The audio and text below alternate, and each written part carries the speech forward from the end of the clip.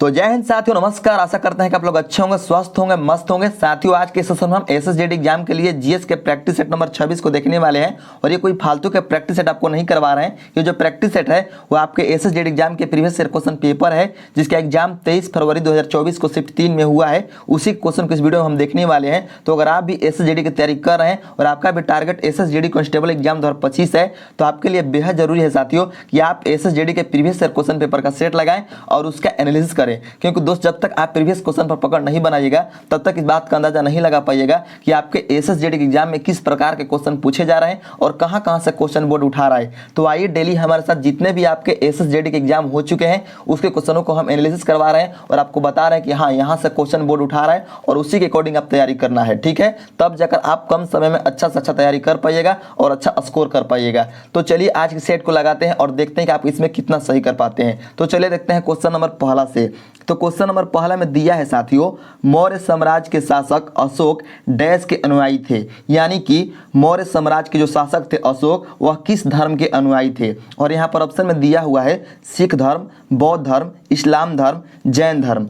तो क्या होगा इसका आंसर साथियों? इसका आंसर हो जाएगा ऑप्शन नंबर 2, बौद्ध धर्म। यानी कि जो मौर्य सम्राट अशोक थे दोस्तों, ये बौद्ध धर्म को मानते थे, यानी कि ये बौद्ध धर्म के अनुयायी थे।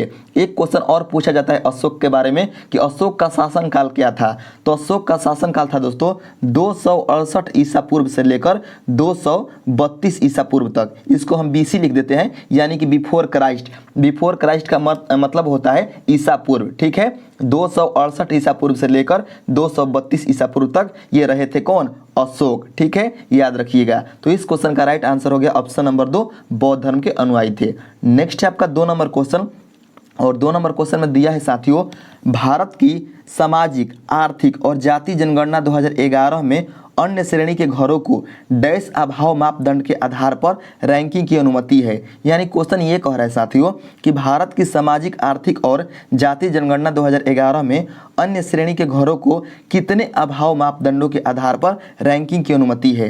तो आपका राइट आंसर हो जाएगा 7। यानी कि यहाँ पर 7 हो जाएगा, 7 अभाव मापदंडों के आधार पर रैंकिंग की अनुमति है। नेक्स्ट हम देखते हैं 3 नंबर क्वेश्चन।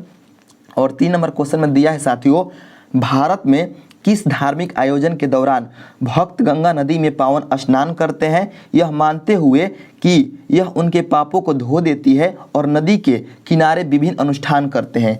यानी कि यहाँ पर ऑप्शन में दिया हुआ है दिवाली, कुंभ मेला, ईद उल फितर, नवरात्रि। तो आपका राइट आंसर हो जाएगा साथियों कुंभ मेला। यानी कुंभ जो मेला लगता है दोस्तों 12 वर्ष पर, उसमें भक्त जो है गंगा नदी में पावन स्नान करते हैं और यह मानते हैं कि जो गंगा मैया है उनके पापों को धो देती है, जो पाप कर्म है वह उनको धो देती है और वह गंगा नदी के किनारे विभिन्न अनुष्ठान करते हैं, पूजा पाठ करते हैं। तो याद रखिएगा कुंभ मेला। नेक्स्ट है आपका 4 नंबर क्वेश्चन।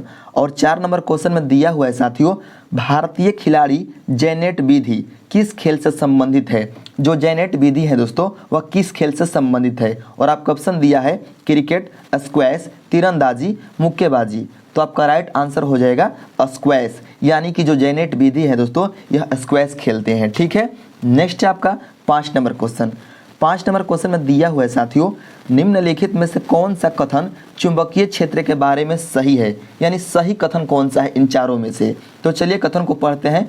तो पहला कथन में दिया हुआ है साथियों, चुंबकीय क्षेत्र रेखाएं खुली वक्र होती हैं। तो ये जो आपका कथन है वह गलत है, क्योंकि चुंबकीय क्षेत्र रेखाएं खुली वक्र नहीं होती है।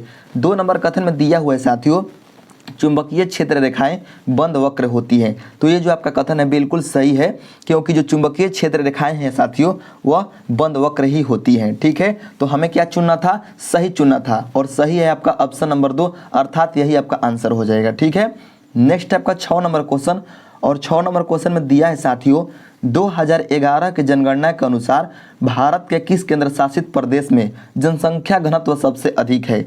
और यहाँ पर ऑप्शन में दिया हुआ है राष्ट्रीय राजधानी क्षेत्र दिल्ली, दमन और दीव, चंडीगढ़, लद्दाख। तो आपका सही आंसर हो जाएगा ऑप्शन नंबर 1, राष्ट्रीय राजधानी क्षेत्र दिल्ली। राष्ट्रीय राजधानी क्षेत्र जो दिल्ली है दोस्तों, ये 2011 की जनगणना के अनुसार जनसंख्या घनत्व में सबसे अधिक है। नेक्स्ट है आपका 7 नंबर क्वेश्चन। 7 नंबर क्वेश्चन में दिया है साथियों, डैश राष्ट्रीय बाल भवन की एक पहल है जो 4 मुख्य धाराओं में बच्चों की रचनात्मक क्षमता की पहचान करने और उन्हें अपनी रचनात्मक क्षमता को आगे बढ़ाने और समृद्ध करने के लिए प्रेरित करने के लिए है। मूल्यांकन और चयन एक जटिल प्रक्रिया है जिसे विभिन्न क्षेत्रों के रचनात्मक कलाकारों और विशेषज्ञों से निरंतर परिशोधन और इनपुट की आवश्यकता होती है। तो इसका आंसर हो जाएगा राष्ट्रीय बाल श्री सम्मान। राष्ट्रीय बाल श्री सम्मान हो जाएगा, यानी यहाँ पर जो खाली स्थान है यहाँ पर राष्ट्रीय बाल श्री सम्मान हो जाएगा। ठीक है, याद रखिएगा। नेक्स्ट है आपका 8 नंबर क्वेश्चन, और 8 नंबर क्वेश्चन में दिया है साथियों, पैसे और बैंकिंग के संदर्भ में SLR क्या मतलब SLR का क्या अर्थ है, अर्थ बताना है। ठीक है, तो यहाँ पर ऑप्शन दिया हुआ पढ़ लीजिएगा। इसका सही आंसर हो जाएगा सांविधिक तरलता अनुपात, यानी जो SLR है इसका अर्थ होता है सांविधिक तरलता अनुपात। नेक्स्ट है आपका 9 नंबर क्वेश्चन, और 9 नंबर क्वेश्चन में दिया है साथियों, डैश के भारत के अध्यक्ष अनंत महेश्वरी को 2023-24 की अवधि के लिए नैस्कॉम का अध्यक्ष नियुक्त किया गया है। यानी यहाँ पर कहा जा रहा है कि किस कंपनी के इन चारों में से किस कंपनी के भारत के अध्यक्ष अनंत महेश्वरी को 2023-24 की अवधि के लिए नैस्कॉम का अध्यक्ष नियुक्त किया गया है। तो यहाँ पर ऑप्शन में दिया हुआ TCS, माइक्रोसॉफ्ट, एप्पल, गूगल। तो आपका राइट आंसर हो जाएगा माइक्रोसॉफ्ट, यानी माइक्रोसॉफ्ट के भारत के अध्यक्ष अनंत महेश्वरी को 2023-24 की अवधि के लिए नैस्कॉम का अध्यक्ष नियुक्त किया गया है। याद रखिएगा साथियों। नेक्स्ट है आपका 10 नंबर क्वेश्चन। 10 नंबर क्वेश्चन में दिया हुआ है, निम्नलिखित में से कौन सा शास्त्रीय नृत्य रूप केरल से संबंधित है। कौन सा शास्त्रीय नृत्य रूप केरल से संबंधित है, और यहाँ पर ऑप्शन में दिया हुआ है कथक, ओडिसी, मोहिनीअट्टम, सत्रिया। तो आपका राइट आंसर हो जाएगा मोहिनीअट्टम, यानी कि ऑप्शन नंबर 3 इस क्वेश्चन का राइट आंसर हो जाएगा। ठीक है साथियों, और बात यहाँ पर जान लीजिए, जो सत्रिया नृत्य है दोस्तों यह असम का है। कहाँ का है? असम राज्य का है सत्रिया नृत्य। यहीं अगर आपसे ये पूछ देता कि कथक किस मतलब है कहाँ का है, तो कथक जो है वह उत्तर भारत का है, और ओडिसी जो है ये तो नाम में ही छिपा हुआ है, ओडिसी जो है ओडिशा का है। ठीक है, तो इस क्वेश्चन का राइट आंसर हो गया ऑप्शन नंबर 3 मोहिनीअट्टम।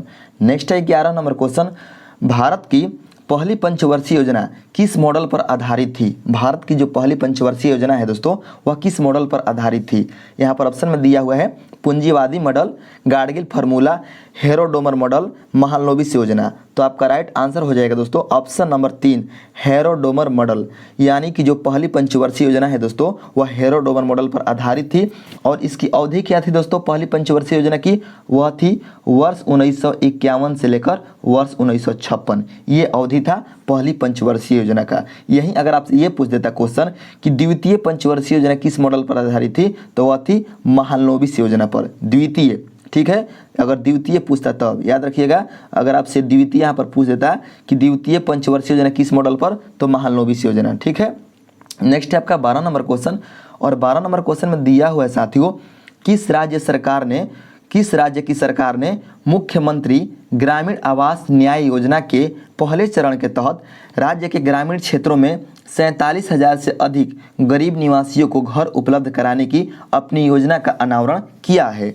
तो आपका राइट आंसर हो जाएगा छत्तीसगढ़। ठीक है, जो छत्तीसगढ़ राज्य सरकार है दोस्तों, तो छत्तीसगढ़ राज्य सरकार ने मुख्यमंत्री ग्रामीण आवास न्याय योजना के पहले चरण के तहत राज्य के ग्रामीण क्षेत्रों में 47,000 से अधिक गरीब निवासियों को घर उपलब्ध कराने की योजना का अनावरण किया है। ठीक है, याद रखिएगा। नेक्स्ट है 13 नंबर क्वेश्चन, भारत की निम्नलिखित पंचवर्षीय योजनाओं में से किसका उद्देश्य भारत को आत्मनिर्भर और स्व उत्पादक अर्थव्यवस्था बनाना था। यानी इन चारों में से कौन सी पंचवर्षीय योजना का उद्देश्य था आत्मनिर्भरता और स्व उत्पादकता। तो यहाँ पर आपका राइट आंसर हो जाएगा ऑप्शन नंबर हो जाएगा दोस्तों 2, यानी कि तीसरी पंचवर्षीय योजना। तीसरी पंचवर्षीय योजना का उद्देश्य था दोस्तों भारत को आत्मनिर्भर और स्व उत्पादक बनाना। ठीक है, याद रखिएगा। और तीसरी पंचवर्षीय योजना का अवधि क्या था दोस्तों, तो अवधि था वर्ष 1961 से वर्ष 1966, ये अवधि था। ठीक है, याद रखिएगा। यहीं अगर आपसे ये पूछ देता है कि दूसरी पंचवर्षीय योजना का अवधि क्या था, तो दूसरी पंचवर्षीय योजना का अवधि था वर्ष 1956 से वर्ष 1961 तक। ठीक है, पहला का आपको हम बता ही चुके हैं 1951 से 56 तक।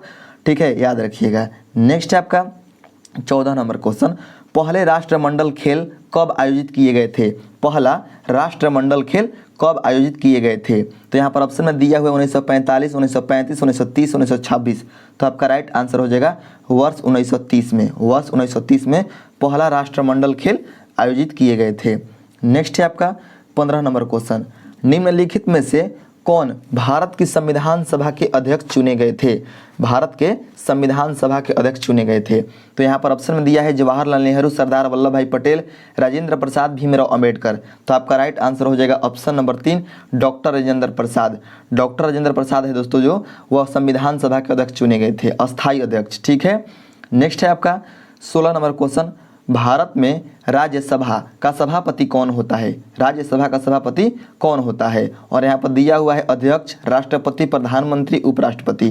तो आपका राइट आंसर हो जाएगा उपराष्ट्रपति, यानी भारत के जो उपराष्ट्रपति हैं वही राज्यसभा के सभापति होते हैं। नेक्स्ट है आपका 17 नंबर क्वेश्चन, 2023 में पंजाब में ट्रैक्टर स्टंट पर प्रतिबंध किसने लगाया था? तो आपका राइट आंसर हो जाएगा जो पंजाब के वर्तमान मुख्यमंत्री हैं भगवंत मान, उन्होंने ही पंजाब में ट्रैक्टर स्टंट पर प्रतिबंध लगाया था। नेक्स्ट है 18 नंबर क्वेश्चन, निम्नलिखित में से किस वर्ष में पंडित भीमसेन जोशी को सर्वोच्च नागरिक सम्मान भारत रत्न से सम्मानित किया गया था? तो आपका राइट आंसर हो जाएगा वर्ष 2009 में। वर्ष 2009 में साथियों पंडित भीमसेन जोशी को सर्वोच्च नागरिक सम्मान भारत रत्न से सम्मानित किया गया था। ठीक है। नेक्स्ट है आपका 19 नंबर क्वेश्चन, लंबी कूद में टेक ऑफ एक, ठीक है, टेक ऑफ एक डैश सेंटीमीटर चौड़े बोर्ड से 1 मीटर दूर गड्ढे से लिया जाना होता है, यानी कितने सेंटीमीटर चौड़े? तो आपका राइट आंसर हो जाएगा 20 सेंटीमीटर। ठीक है।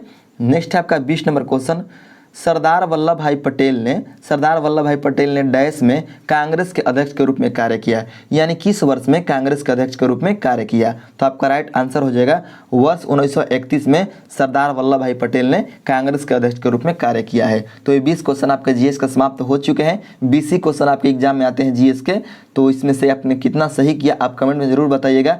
मिलते हैं नेक्स्ट वीडियो में, तब तक के लिए धन्यवाद।